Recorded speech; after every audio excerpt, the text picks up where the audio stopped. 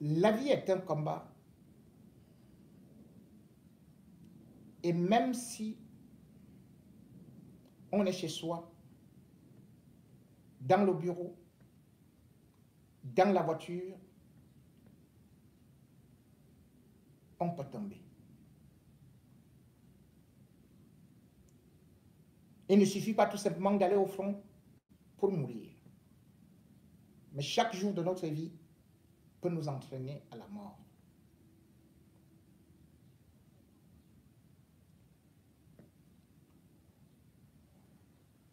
Le Cameroun a connu un phénomène, voire un épiphénomène, qui est venu comme une étoile filante et qui s'en est allé. Parfois aimé, détesté,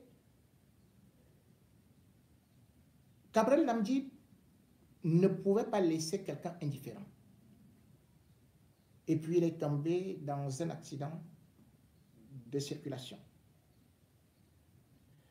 Et depuis sa mort, on donne plusieurs versions, de telle sorte que certains se demandent si même son corps est toujours là, si on ne l'a pas enterré, puisque plusieurs versions le disent. Beaucoup également y voient une main cachée, mystique, et beaucoup parfois disent même que les influenceurs eux-mêmes, ils ont trempé. Ce côté-là, j'avais déjà eu à plaider en disant que tout simplement, il était au début de sa vie et rien ne présageait, rien ne montrait qu'il était riche. La preuve, c'est qu'il n'a laissé ni maison, ni femme, ni enfant.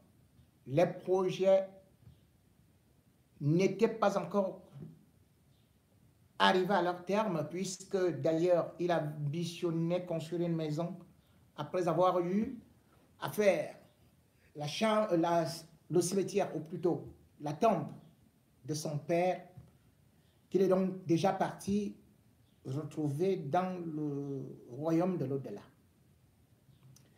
Gabriel Namdi est donc mort sur la route.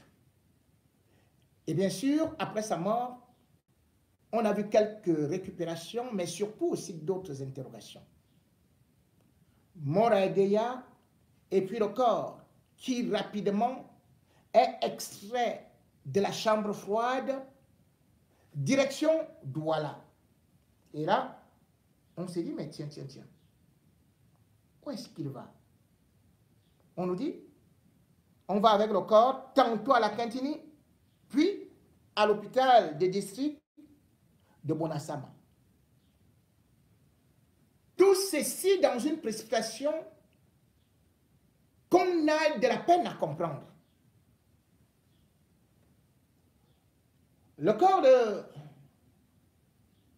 Gabriel Namdi est donc entré à Douala cette nuit-là à 20 h. Nous sommes le 15 juin.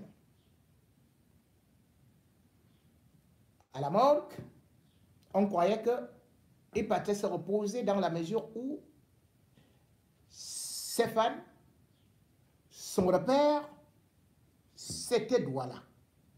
Mais que non.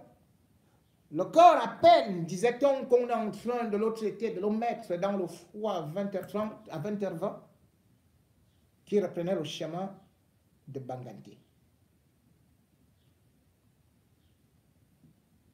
C'est à 3h55 que le corps, escorté par les forces de sécurité, est donc arrivé à la morgue de l'hôpital des districts de Banganté.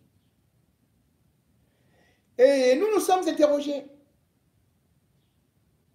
Pourquoi se précipiter à enlever le corps et l'amener à Banganté alors que ce jour-là, on ne devrait pas l'enterrer?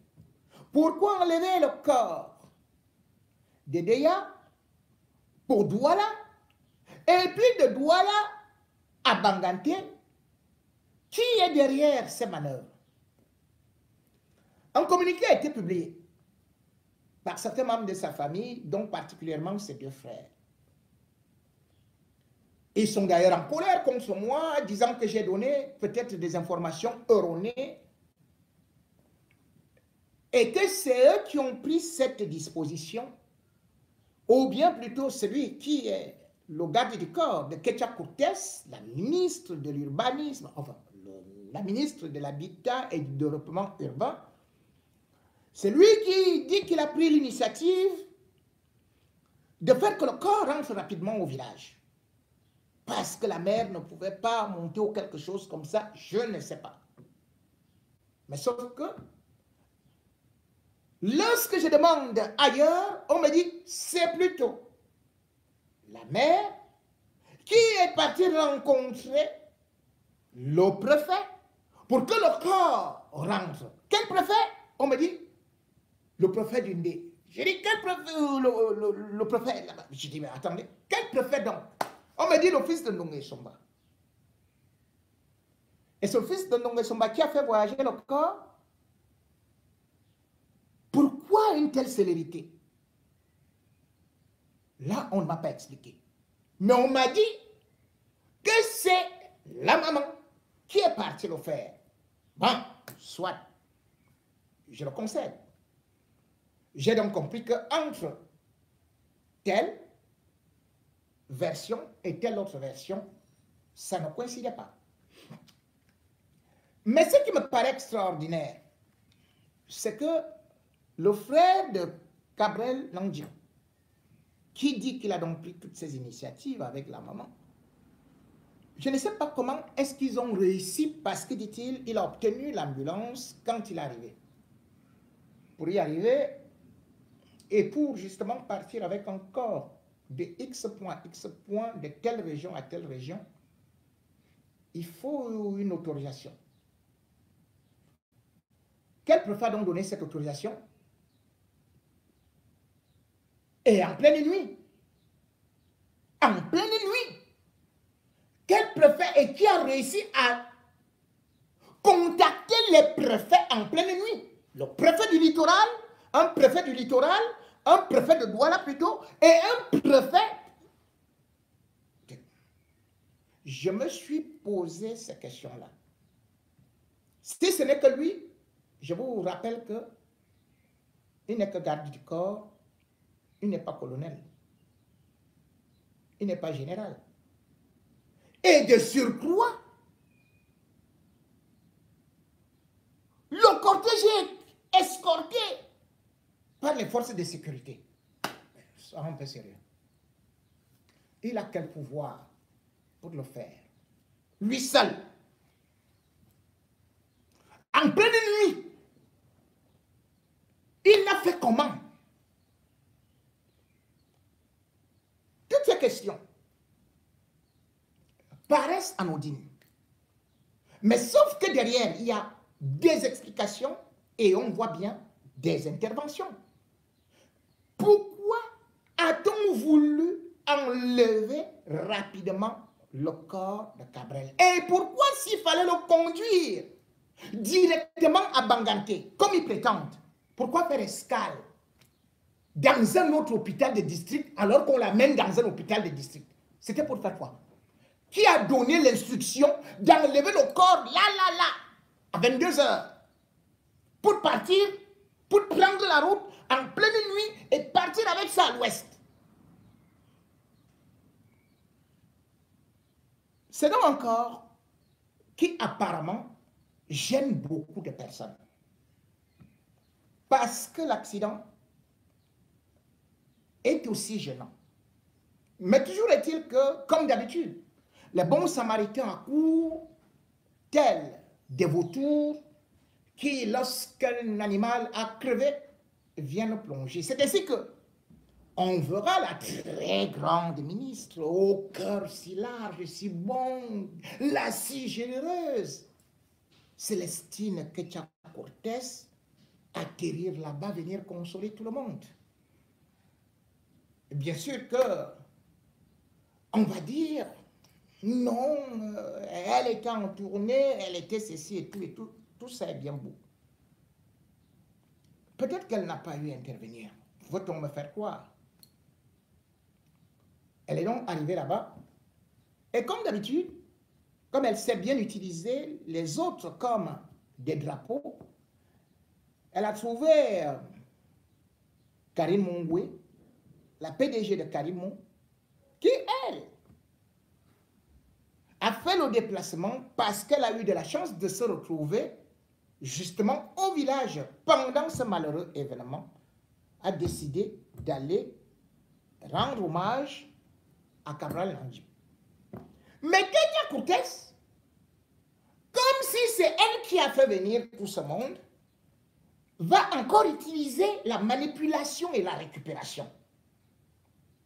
Avec des photos, des sourires et tout ça. Oui, c'est elle, la grande prêtresse qui arrive là. Ce que je voudrais juste dire, c'est que derrière, première des choses, avant d'arriver sur y a-t-il eu enterrement ou pas, c'est que derrière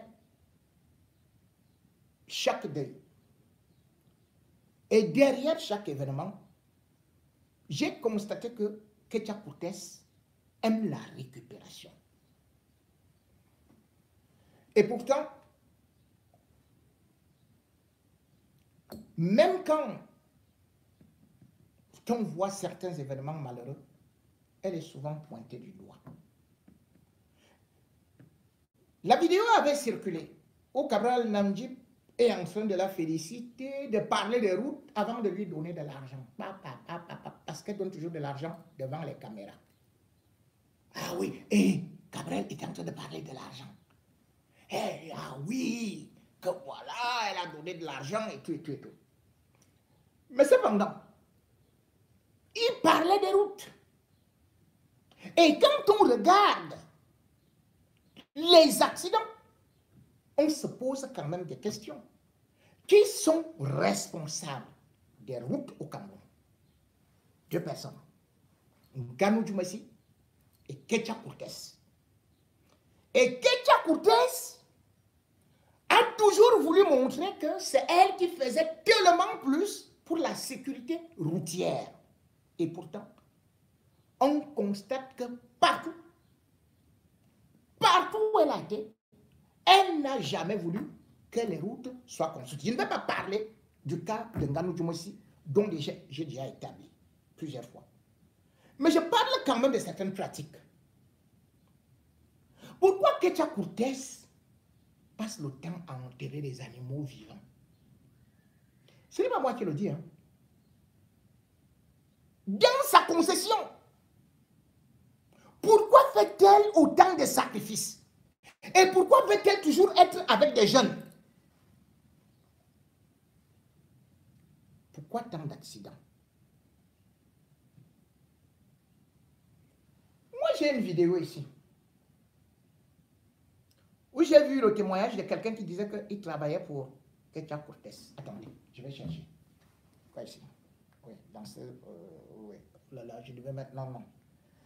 Je devais mettre le grand écran là-bas, mais ça va prendre du temps. Vous n'allez pas entendre ce que ce monsieur a dit. Parce que... je crois qu'il avait... Ou bien je n'ai pas, je ne sais plus. J'avais quand même écouté un certain nombre de choses que ce monsieur disait et qui me paraissaient un peu bizarres. Où on me parlait... Bon, je vais mettre ça. Parce que nos ministres là... Voilà.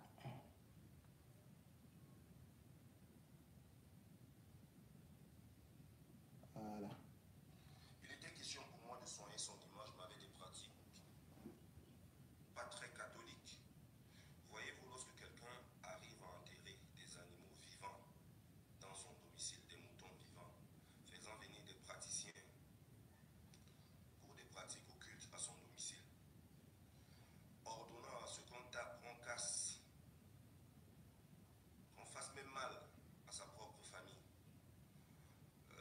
tiens à m'excuser vis-à-vis de toutes ces personnes parce qu'il fallait que je sois en paix avec ma conscience. Aujourd'hui, je suis en paix avec ma conscience. Je pense que le bon Dieu et peut-être les humains à qui j'ai causé beaucoup de tort dans la ville de Bangandé me comprendront et arriveront un jour à me pardonner. Notamment le président du Sénat qui a été phagocyté. Et c'est la preuve x4 aujourd'hui que c'est elle qui avait orchestré l'acharnement du président du Sénat par la basse à Paris. Ah, Moi, je le dis parce que elle aussi dans les affaires de la base. elle me demandait régulièrement de mettre le président du Sénat à mal à travers des articles qui n'avaient rien à voir. Des articles qui ont été publiés au journal Le Messager et bien d'autres journaux. Parce qu'il fallait mettre le président du Sénat à mal. Nous avons tabassé et cassé la voiture de son frère pendant les obsèques de sa maman. J'étais si proche d'elle que, ayant constaté jusqu'où sa cruauté peut aller, j'ai préféré me retirer. Et c'est la raison pour laquelle j'ai fait cette petite vidéo aujourd'hui pour demander pardon à ce peuple. J'ai informé le comité central de la mascarade électorale qui se préparait lors des dernières Bon, vous voyez, comme nous n'avons pas assez de temps, c'était juste pour dire que des enterrements et de beaucoup d'autres choses, il faut aller aussi au détournement. Quand on parle des accidents, laissons même le côté mystique. Allons tout simplement au mal que nos ministres font. Actuellement, la ministre Ketia Cortés est poursuivie en France depuis le 11 avril 2023. Pourquoi? Parce qu'il y a ce qu'on appelle le programme CD2. Ce programme CD2, c'était pour justement arranger des routes. Et ça, c'est l'Agence française de développement qui a donné de l'argent, qui donne de l'argent au Cameroun. C'est-à-dire qu'on a appelé ça le désendettement, le programme de désendettement et de développement. Le Cameroun devait de l'argent à la France. Et quand le Cameroun rembourse, eh bien la France reprend cet argent-là pour verser au Cameroun afin de développer, afin de créer des routes qui sont viables. Et quand on voit les sommes d'argent qui ont été débloquées, 130 milliards, c'était pour que dans certaines villes, on ait des routes avec de la matière venant de ce qu'on peut appeler les nouvelles recherches, les nouvelles... Mais Ketia Cortés, c'est elle qui est à la tête de ce programme, puisque le ministre délégué des Travaux publics l'a désigné comme maître d'ouvrage. Au lieu d'utiliser cet argent, non seulement elle a fait des surfacturations et tout, mais cet argent a été dilapidé. Et il y a un monsieur qui est d'ailleurs en train de l'accuser. Parce qu'il faut d'abord regarder, je laisse d'abord le côté mystique.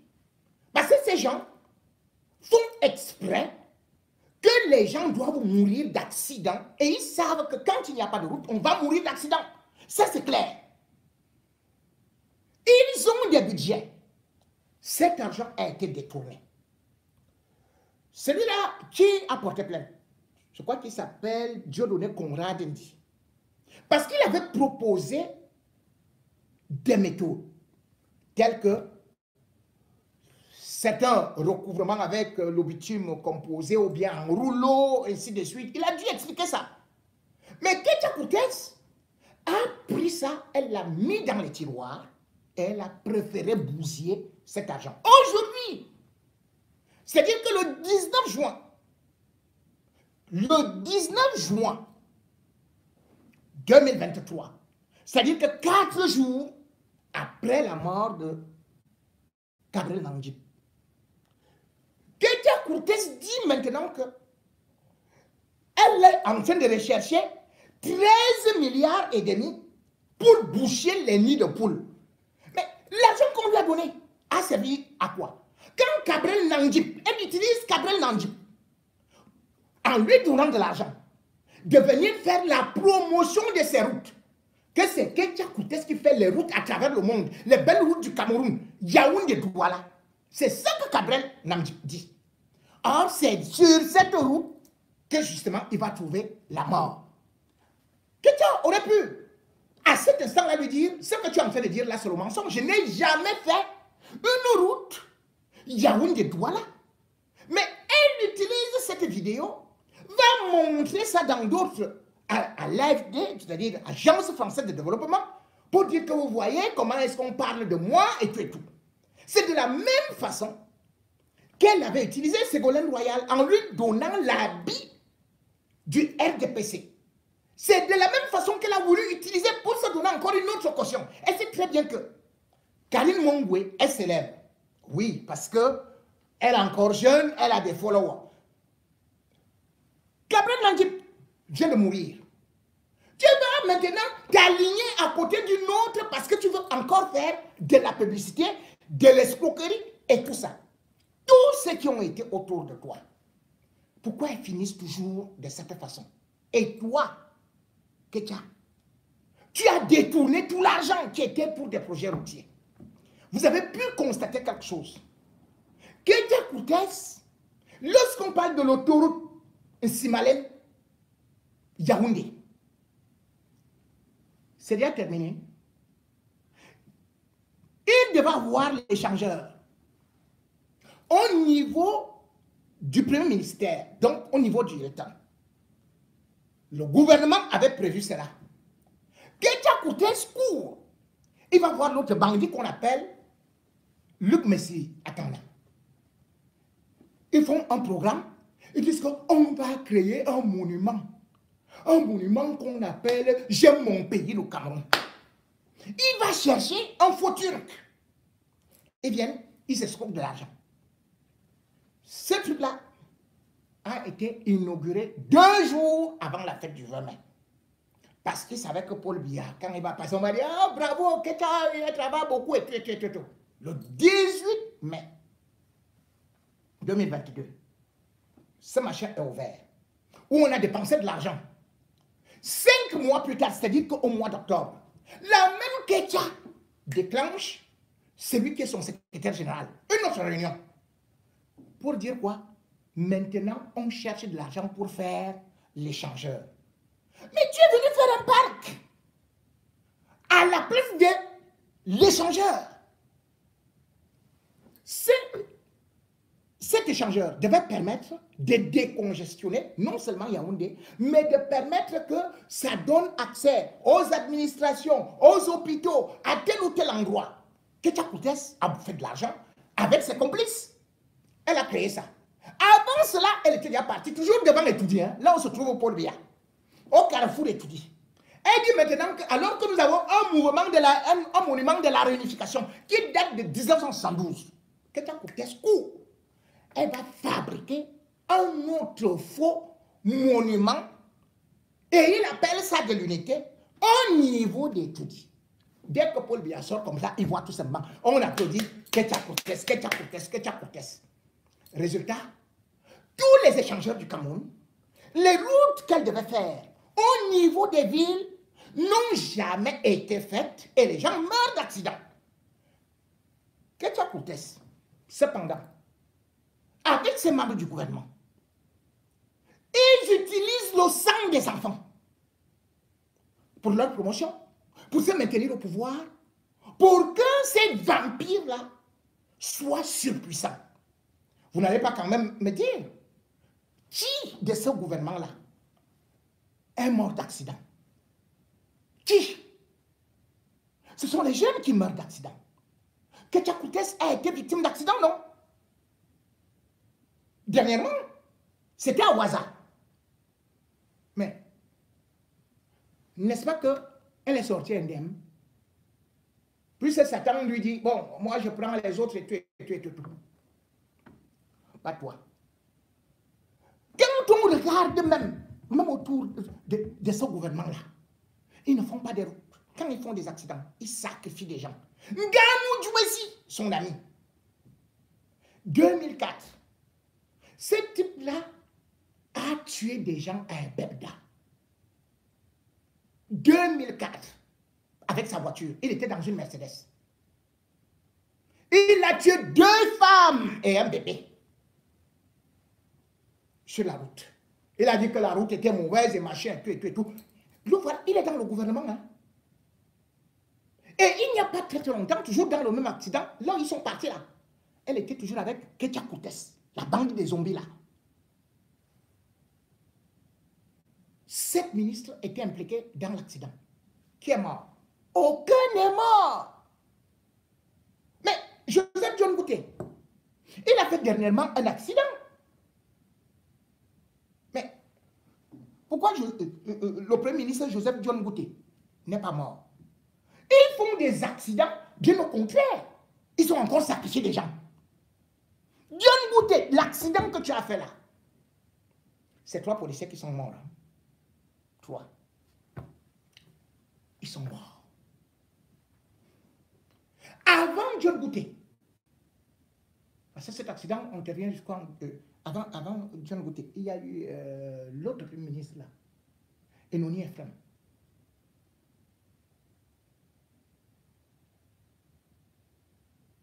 Lui aussi, il a fait l'accident. Celui de Ketia, c'était en septembre. Cortès. Vous qui marchez avec ces gens, ils vendent votre âme. Vous aimez entendre qu'ils vous faroutent, qu'ils vous ouvrent des voies, qu'ils font ceci et cela. Quand vous êtes avec eux, ils vous sacrifient. N'acceptez même pas leur cadeau. Vous vous souvenez de la mort de Fish? C'était aussi un grand musicien, un bon musicien, parce que lui aussi, il avait le vent en poupe là. Qu'est-ce qui s'est passé? C'était, il a remporté quoi là? Un prix avec une voiture. Au 23 novembre 2021. Il a fait l'accident. Immédiatement après, il a échappé. 23 novembre, comme vous aimez, 3, je sais pas. Puis, il a reçu un prix de 12 millions. Et le 23 décembre, il a fait l'accident.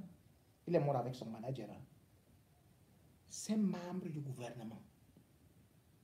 Dès qu'ils sont là avec vous, ils vous sacrifient. Et dès qu'ils vous tuent, ils sont les premiers à arriver sur votre cadavre.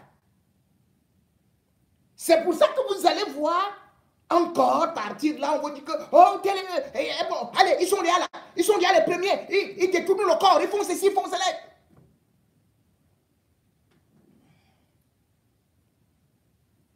Les routes au Cameroun permettent juste à tuer des innocents, à donner le sang à Satan.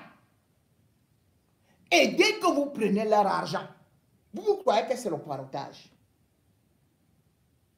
C'est qu'ils vous achètent. Ils vous achètent et ils vous sacrifient.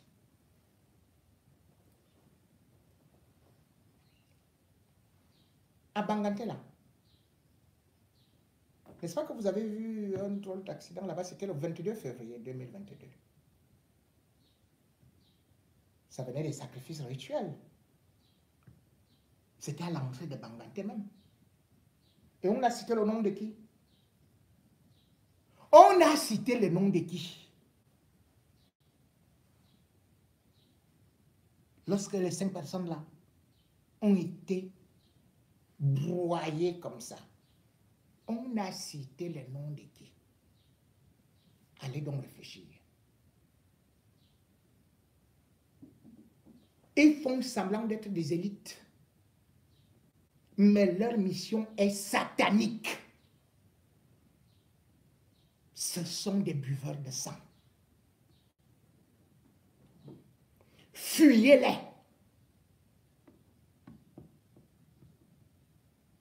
Vous allez dire que tel a trempé, l'autre a trempé. Mais quand quand ils vous vendent, est-ce que vous êtes même au courant? Vous n'êtes pas au courant. Mais, comme j'ai dit, Cabrel Namjip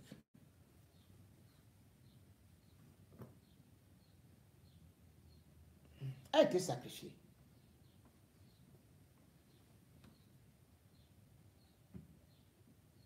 Et d'ailleurs, dans la tradition babylonique, un accident n'est pas considéré comme une mort naturelle.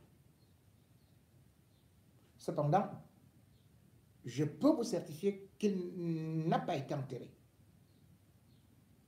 Même si je sais que beaucoup de choses ont été faites sur sa dépouille. Dans la tradition, ce sont les notables qui sont enterrés le jour de leur mort. Donc, quand on organise les obsèques, ce n'est que de la comédie, parfois c'est des troncs de bananiers qu'on a à l'intérieur. Mais, tel qu'il est mort, sans enfant, sans femme, et de surcroît d'accident, c'est-à-dire que dans les traditions, c'est une mauvaise mort, une très mauvaise mort, c'est une mort tragique qui demande de la purification. Donc, le chef enverra bien évidemment quelqu'un, un de ses représentants qu'on peut appeler un notable ou prophète pour la purification. Mais pour l'instant, je peux vous garantir qu'il n'a pas été enterré, même si tout a été prélevé. Il ne pourra pas avoir d'héritier. Son nom ne pourra pas être donné à la postérité. Et malheureusement, il ne sera pas considéré comme notable à jamais.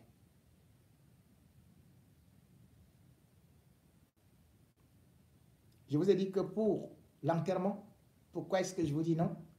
C'est parce que c'est les notables des chefs qui sont enterrés le même jour. Et d'ailleurs, dans cette tradition, qu'est-ce qu'on fait? J'essaie de vous creuser un peu. C'est que même quand c'est le chef qui meurt, eh bien, on garde le corps, mais pas pour longtemps. Parce que ce corps même est fouetté par n'importe qui, par tous les habitants. Tu fouettes le corps. Tu engueules même le corps. Tu lui dis, tu m'as fait ceci, tu m'as fait cela.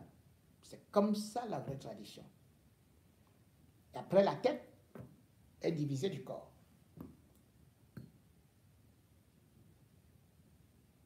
Dans le corps, il est emballé dans le ndop,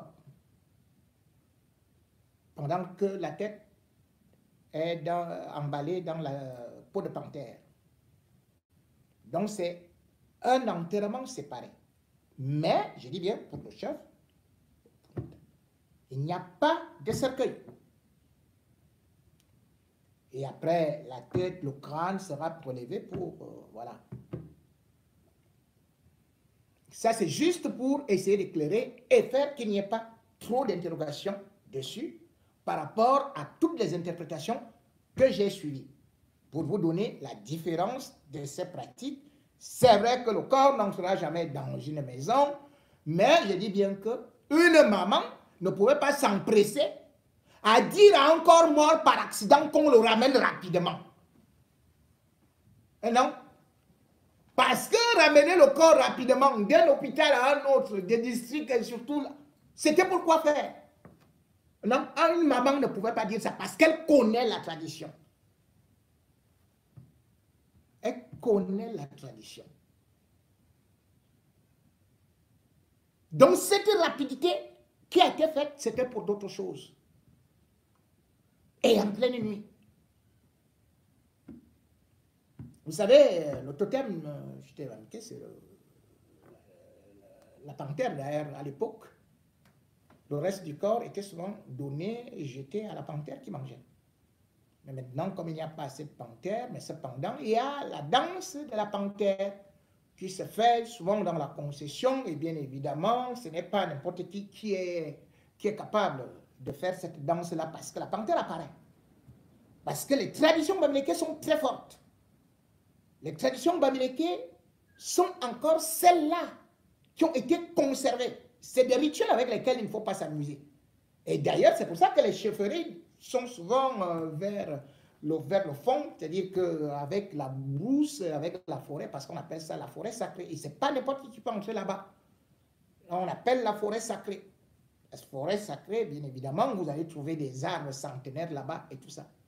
Mais Cabrel n'était pas notable. Et puis, il a connu une mort atroce, tout comme si vous mourrez de suite d'incendie, vous mourrez de suite d'avortement, vous mourrez de suite de ceci, et même précocement, c'est une mauvaise mort.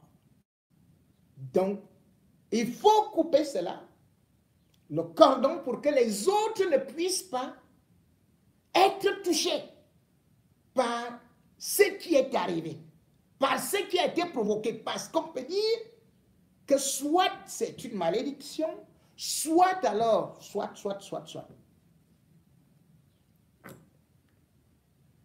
Nous espérons au moins que la séance de purification pourra rétablir ce qui lui a été retiré, pourra rétablir au moins sa dignité et qu'il n'ira pas travailler pour des esprits malfaisants, pour ces gens qui boivent du sang et qui, lorsqu'ils vous ont envoyé devant, sont les premiers à venir pleurer. Ouais, mon enfant, ouais, mon enfant, ouais, mon enfant. Quand on veut protéger ses enfants, on se lance dans le développement. Quand on veut protéger ses enfants, quand on ne veut pas les accidents, on construit des routes et non détourner les deniers publics qui sont alloués à la construction de ces routes. Quand on veut le développement, on ne va pas signer des pactes avec des loges bizarroïdes. Quand on veut le développement, on ne s'accroche pas sur un régime satanique, un régime de buveurs de sang. Quand on veut aimer ses enfants, on ne leur donne pas de l'argent pour leur acheter leur âme. Gabriel Namdi repose en paix.